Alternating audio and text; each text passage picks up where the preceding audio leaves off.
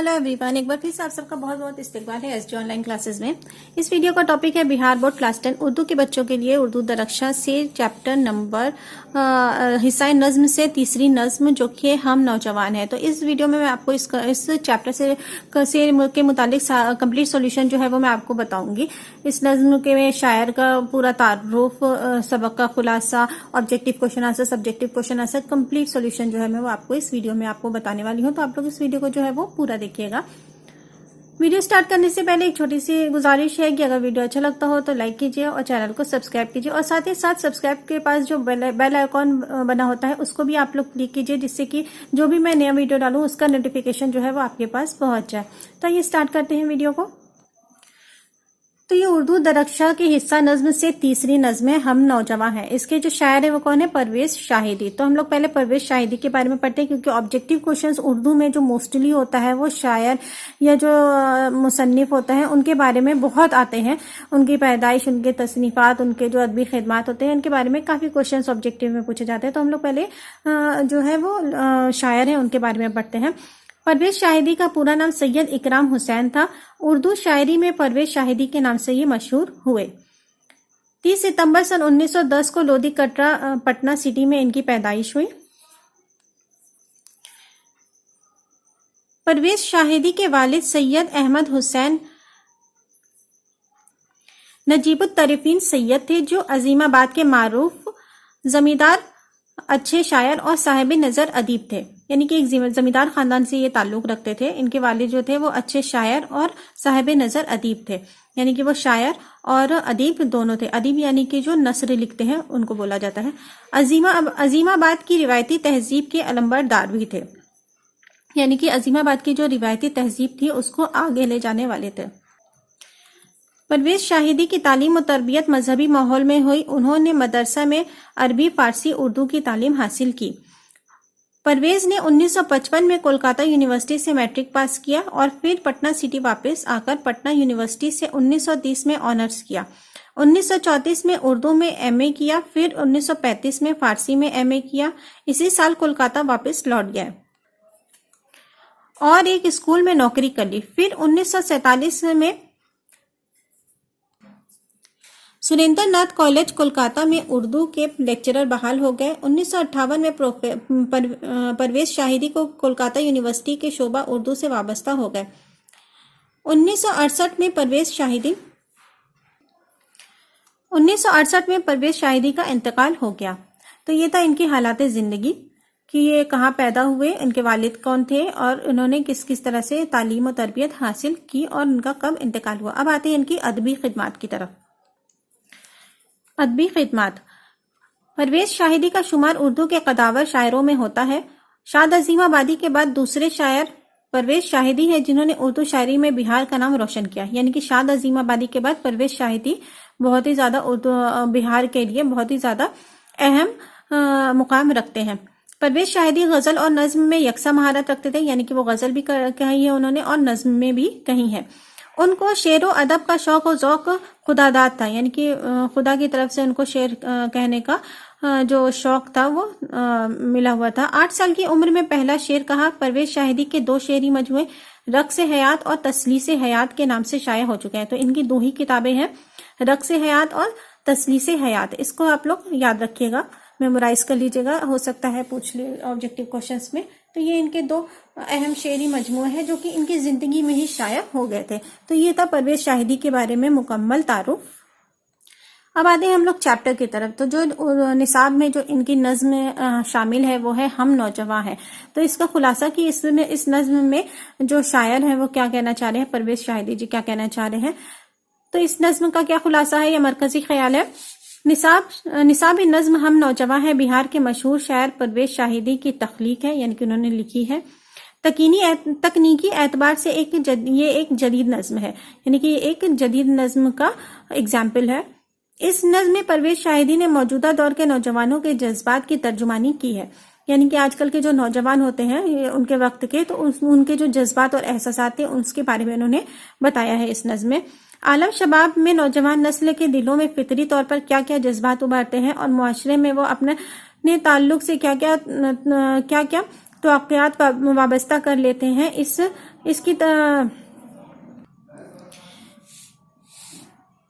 इस तरह की तमाम दाखिली कैफियत को शायर निहायत सलीके के साथ इस नज्म में समोने की कोशिश इन्होंने की है।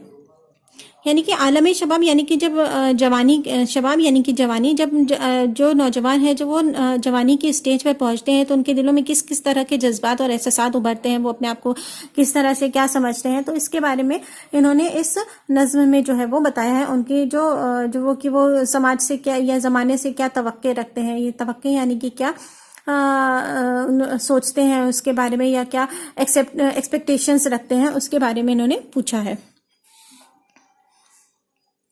जिस तरह बच्चे अपने पसंदीदा चीज़ों को हासिल करने के लिए जिद करते हैं, मचलते हैं, ठीक उसी तरह जवानी के जोश और जज्बात में इंसान इस कदर बहकने लगता है कि वो हर पसंदीदा चीज़ को किसी भी कीमत पर हासिल करने की कोशिश करता है। तो जब भी कोई भी लड़का है वो बड़ा होता है या लड़की है जो बड़ी होती है, तो वो इस दुनिया को है या अपने जो आसपास के लोगों को एक नए नज़रिए से देखती है, एक हर चीज़ को, हर अच्छी चीज़ को हासिल करने की कोशिश करती है। तो इसी एहसासात की जो तर्जुमानी है वो इसमें शायर ने की है।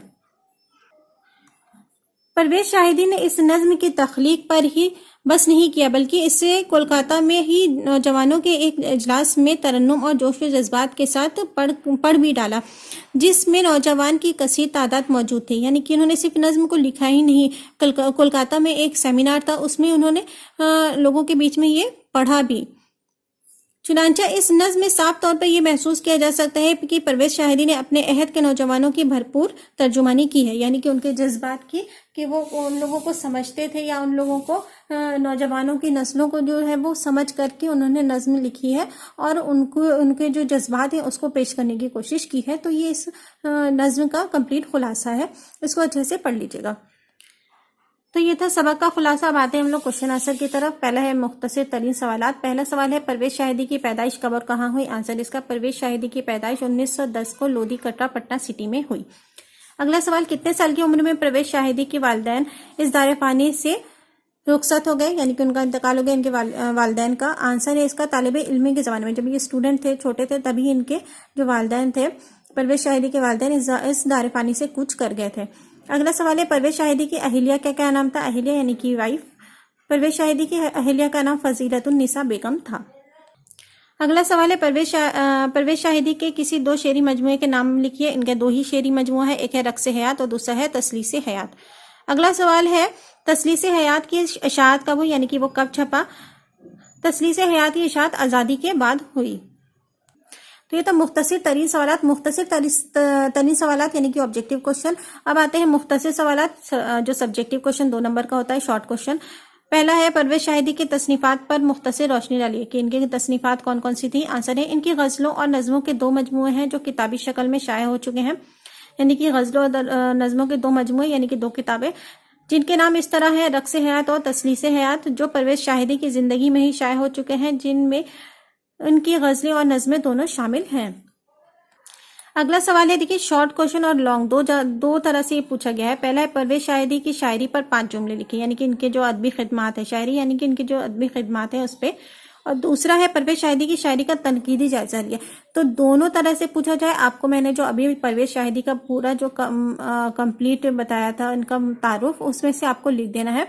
अगर मुख्तसर पूछा जाए तो सिर्फ अदबी खिदमात लिखना है, और अगर तनकीदी जायजा या पूरा, तो यानी कि तो उनके तनकीदी जायजा का मतलब होता है कि किसी के बारे में पूरी जानकारी रखना, तभी आप उसके बारे में तनकीद कर सकते हैं ना। तनकीद यानी कि किसी के बारे में अपनी राय दे सकते हैं, तो उनका पूरा मुकम्मल तारुफ जो है वो आपको लिख देना है। उनकी पैदाइश से लेकर के, नाम से लेकर के पैदाइश, उनकी जो हालात ज़िंदगी से लेकर अदबी खिदमात तक कंप्लीट इसमें आ जाएगा। तो ये आपका लॉन्ग क्वेश्चन में दिया गया है, लॉन्ग क्वेश्चन नंबर 1 और शॉर्ट क्वेश्चन नंबर 2 आपकी बुक में जो दिया गया है वो दोनों का आंसर उसमें आपको मिल जाएगा। उसके बाद तीसरा सवाल है, जेर निसाब नज्म हम नौजवान है के पहले बंद की तशरीह कीजिए। तो पहला बंद इनका ये है, हम नौजवान है जहां बहारा से मिल लेकर के 5वीं लाइन हम नौजवान है तक को। इसका जवाब है मंदरजा झेल बंद में शायर ने जवानों के जज्बात की तर्जुमानी किया है। जैसा कि नज्म के उन्वान से जाहिर होता है, हम नौजवान हैं, चुनांचा शायर नौजवानों की जबान में कहते हैं कि हम नौजवान हैं, बहारों की जान और खिजा की मौत के समान है, यानी कि जो बहारों में जो जान है और वो हमसे ही है। हम अपने दामन में शादाबियों का गुलशन रख रहे हैं, यानी कि सारी खुशियां जो है गुलशन की वो हम ही से है। एक काफिला है जामे सुबह के लिए, कैफे नमू के लिए और तपते हुए रूह है। यानी कि हमारे अंदर बहुत सारी जो है खूबियां हैं वो भरी हुई हैं। हम फूलों की आग की नाचती हुई चिंगारियां हैं, यानी कि आग का फूल की तरह हम हमारे अंदर जो है वो जज्बात जो है वो उछल रहे हैं। हम नौजवान ऐसे जज्बात से भरे हुए हैं कि आग के फूल की तरह रक्स करती हुई चिंगारियां हैं। हम जज्बात से कि ऐसी चिंगारियां हैं कि दुनिया जिससे घबराती है। तो ये इस पहले बंद का खुलासा। अगला सवाल है, ये आता नहीं है वैसे, ज़्यादा इम्पोर्टेंट नहीं है इस चैप्टर के क्वेश्चंस, फिर भी आप लोग चैप्टर है तो आप लोग उसको अच्छे से तैयार कर लीजिए। अगला सवाल है शॉर्ट क्वेश्चन नंबर 4, जदीद नज्म के बारे में मुख्तसर लिखिए, या फिर लॉन्ग क्वेश्चन में भी देखिए जदीद नज्म का इर्तिकाई तारीख आपके में पूछी गई है। तो जदीद नज्म का जो टॉपिक है वो मैं अपने जो फर्स्ट नज्म थी उसमें मैं आप लोग को करा चुकी हूँ, तो आप लोग उसमें देख लीजिए। जो आपकी के निसाब यानी कि आपके सिलेबस की जो पहली नज्म है, तो जो आपका चैप्टर की पहली नज्म है मनाजिर कुदरत, तो उसमें मैंने आपको जब वो स्टार्ट किया था तो मैंने जदीद नज्म पर पूरा आपको अच्छे से उसका तफसील के साथ उसमें बताया हुआ है। तो आप लोग उससे आप लोग उस वीडियो में जाकर के इस क्वेश्चन को देख लीजिएगा। इसमें भी ज़्यादा उसमें मुख्तसर अगर आप लिखना चाहें तो वो शॉर्ट में और लॉन्ग में दोनों तरह से आप कर सकते हैं। फिर अगला सवाल है आपके चैप्टर मुखम्मस नज्म किसे कहते हैं। इसका आंसर है मुसद्दस और मुरब्बा की तरह मुखम्मस भी शायरी की एक हैयत यानी कि प्रकार है।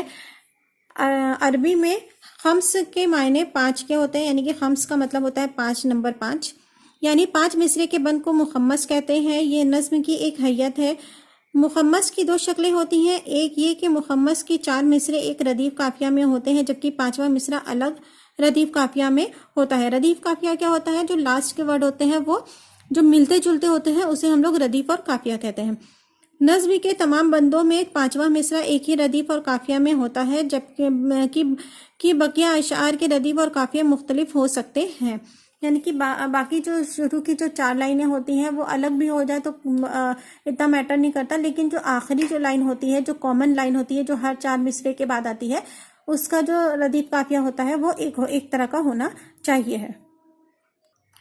तो जदीद नज़्म के लिए जैसा कि मैंने बोला उसमें मेरा अनदर वीडियो मनाजिर कुदरत है, उसमें आप लोग देख लीजिएगा। इसके अलावा एक लॉन्ग क्वेश्चन है, ज़ेरे निसाब नज़्म हम नौजवान का मरकजी ख्याल पेश कीजिए। मरकजी ख्याल यानी कि उसका खुलासा, कि शायर उसमें क्या कहना चाह रहा है, अपना क्या ख्याल पेश करना चाह रहा है, उसको हम लोग मरकजी ख्याल कहते हैं। तो पूरा जो खुलासा मैंने अभी आपको बताया था उसको कंप्लीट आपको लिख देना है, तो ये इस क्वेश्चन का आंसर होगा।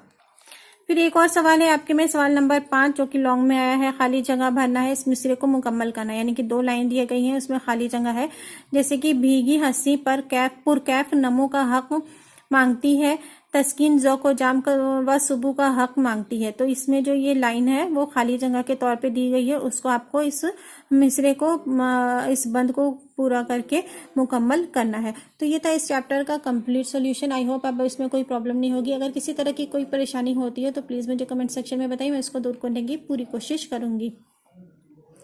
और अगर वीडियो अच्छा लगता हो तो प्लीज़ लाइक कीजिए और चैनल को सब्सक्राइब कीजिए।